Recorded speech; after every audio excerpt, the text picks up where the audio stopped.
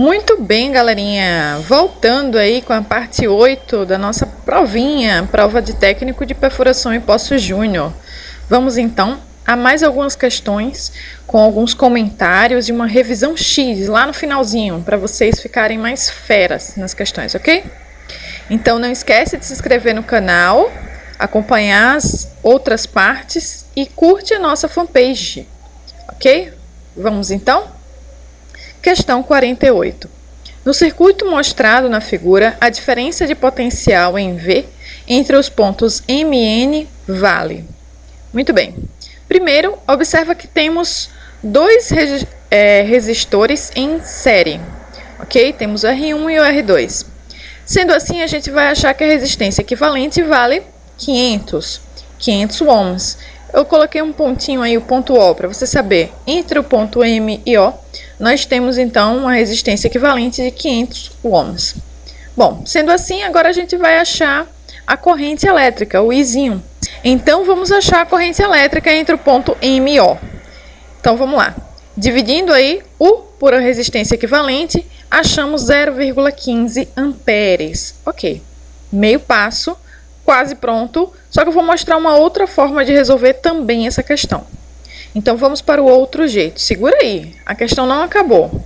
Podemos fazer por em série, mas também, se você já está acostumado a achar uma resistência equivalente única, você está vendo que tem dois resistores ali em série, e esses dois vai dar um equivalente que vai ficar em paralelo com o outro de 500, olha só como ficaria. São dois de 500, não precisaria a gente ter feito essa continha, era só dividir por 2. Mas tudo bem, tá lá a resolução. Para quem não percebeu ainda que quando você tem dois resistores iguais em paralelo, basta dividi-los por 2. Ok, então temos a resistência equivalente de 250. Se eu calculasse a corrente elétrica, então, ficaria 0,3 amperes. Aí você, poxa, mas pera lá, tá dividido por 2, por quê? Por quê? Porque a corrente, quando ela passa entre dois, ela tem aqui, ó, dois resistores em paralelo com o mesmo valor, aqui 500 e lá 500 também. Então, ela simplesmente se divide por 2. A corrente ela vai tender a passar com uma quantidade maior por onde tem uma resistência menor. Ela quer sempre o caminho mais fácil. Porém, aqui é igual, é 500, 500. Então, ela vai se dividir por 2. Simples assim. Então, veja que vai ficar com a mesma corrente, 0,15 amperes. Daí é só substituir na formulazinha. A DDP então vai ser a corrente elétrica vezes a resistência equivalente, 0,15 vezes 100. Por que 100? Resistência equivalente, como assim? Esse 100 é o que está entre o ponto M e N. Lembra lá na questão? Ele quer entre os pontos M e N. Portanto, a DDP 15 volts. Legal, hein? Muito bem. Então, resposta, letra E. Facinho, facinho. Questão 49. Uma bola é lançada através de uma mola ideal em uma mesa horizontal sem atrito, como mostra a figura. Então, a gente tem a bola antes do lançamento e após o lançamento. Primeiro, energia mecânica é energia que pode ser transferida para um outro corpo através de um trabalho.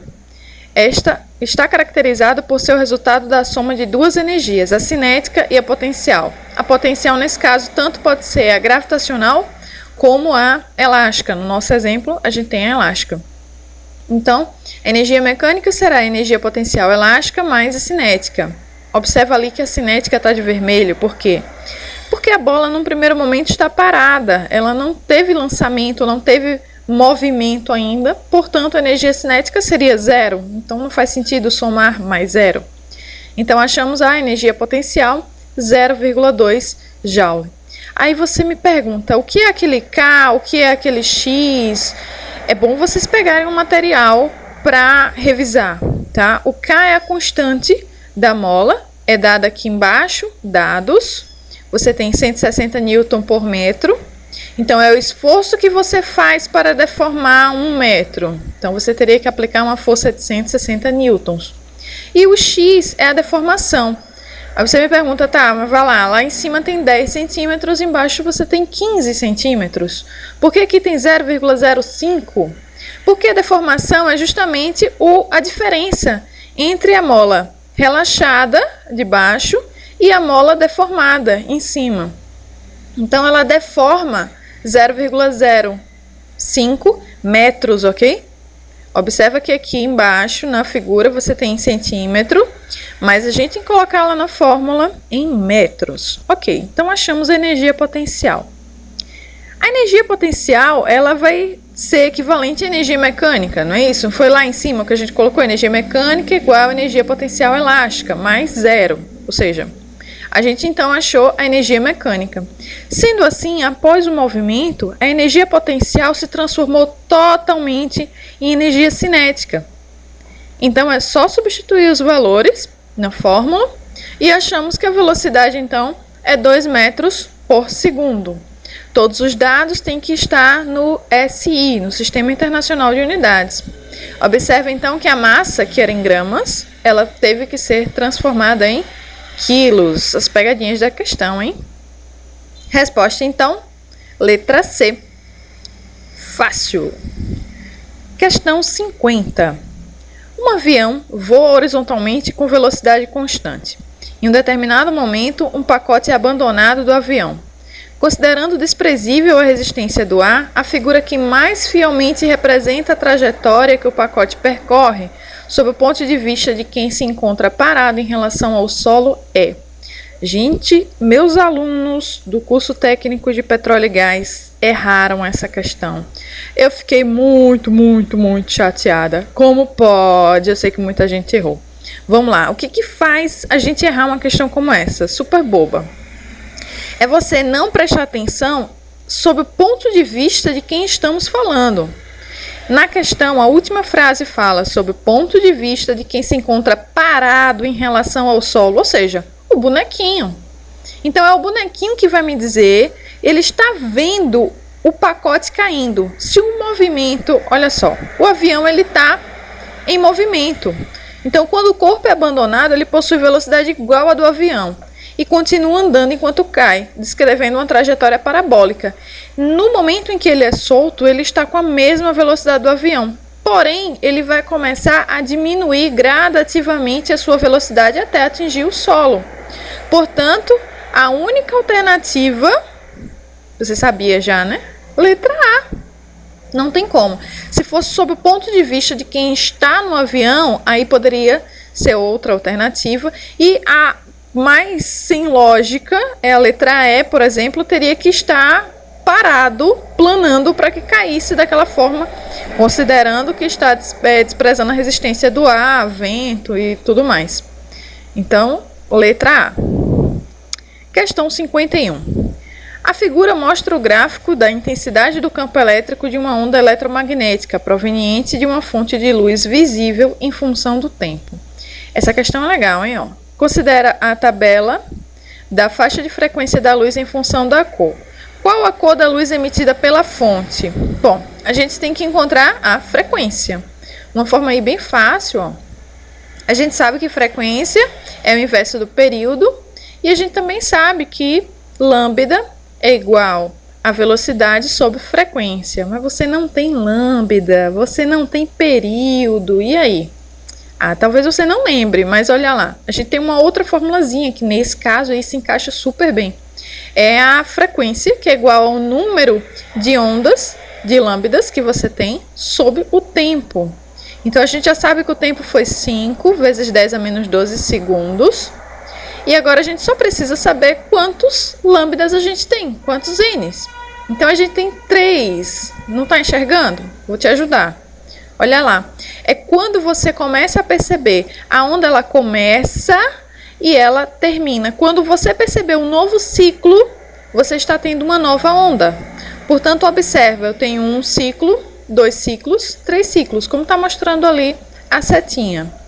Daí, então, substituindo na fórmula, eu já sei quem é N e eu sei quem é ΔT. Simples assim, olha lá. Então, minha frequência é 600 vezes 10 a 9 Hz. Que bacana, hein? Qual é a faixa, então, que se encontra? Está entre 522 a 611 vezes 10 a 9. Olha lá em cima, faixa de frequência vezes 10 a 9. Então, 600 está entre 522 e 611, portanto, letrinha D. Ok. Fácil demais, né não? Legal essa. Revisão X. Chegamos então à nossa revisãozinha. Olha só, eu tento colocar aqui algumas partes que eu acho importantes, mas tem muito mais que precisa ser estudado, ok? Tem muito, principalmente aquela parte de energia mecânica, é questão certa cair. Aquilo tem que se estudar, tem que se ver com detalhes, dicas de resolução de questões, para que não se perca muito tempo, né? Associação em série, então. O resistor equivalente é igual à soma de todos os resistores que compõem a associação. Portanto, a resistência equivalente sempre será maior que o resistor da associação, né? Se é uma soma, então tende a você aumentar o valor. A corrente elétrica que passa em cada resistor da associação é sempre a mesma. Então, ela não vai se dividir, ela vai ter que passar por um caminho único. Portanto, a corrente ela é igual em todos os resistores. A tensão do gerador elétrico é igual à soma de todas as tensões. Então, olha só, detalhe, hein? Você tem a tensão, que vai ser um somatório, e a corrente, que é igual.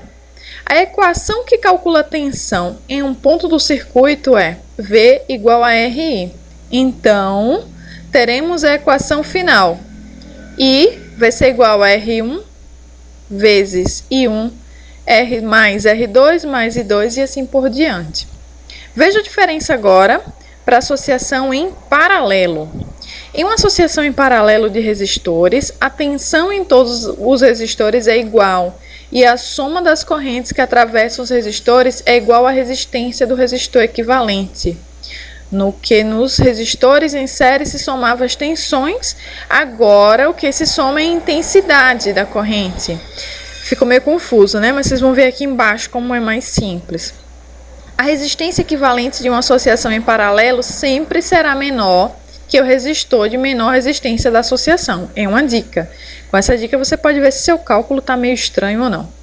Bom, o que acontece diferente? Olha que agora todas as tensões são iguais. E a corrente é que tem um somatório. Então, a corrente ela vai se somar. Lembra lá na questão que eu mostrei que a corrente se dividiu? Ela se divide em associação em paralelo. Portanto, no final, a corrente ela tem que ser um somatório, né, de todas as partes em que ela se dividiu. A equação que calcula a corrente em um ponto do circuito é I igual a V dividido por R. Logo, a gente sabe que V dividido por resistor equivalente vai ser V1 dividido por R1 mais V2 dividido por R2 e assim por diante. Então, para calcular resistência, podemos usar a relação. Tem uma outra forma de calcular, mas eu acho essa muito mais fácil.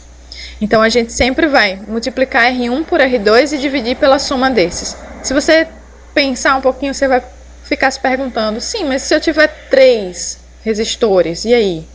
E aí você faz 2, com o equivalente que você achar, você faz o outro. Sempre faz em pares, que fica muito mais fácil de chegar à sua resposta. E uma associação mista, em um mesmo circuito podemos encontrar resistores em série e em paralelo, que é o mais comum a gente ver em questões. Dificilmente você vai ter uma questão só com série ou só com paralelo. A minha dica é sempre fazer em série primeiro e depois em paralelo. Lógico que essa não é uma dica que pode ser aplicada em todas, 100% das questões, não. Mas em grande parte das questões, sim. Começa pelos resistores em série e depois parte para o em paralelo. Muito bem, gostou? Se gostou, então, se inscreve, curte a fanpage, dá um joinha aí para a gente continuar o trabalho. Muito legal, gente. Curte a fanpage. E em breve, novidades. Estamos chegando com novidades. E as outras partes estão a caminho. Bons estudos, gente. Qualquer dúvida, é só deixar aí nos comentários, ok? Valeu!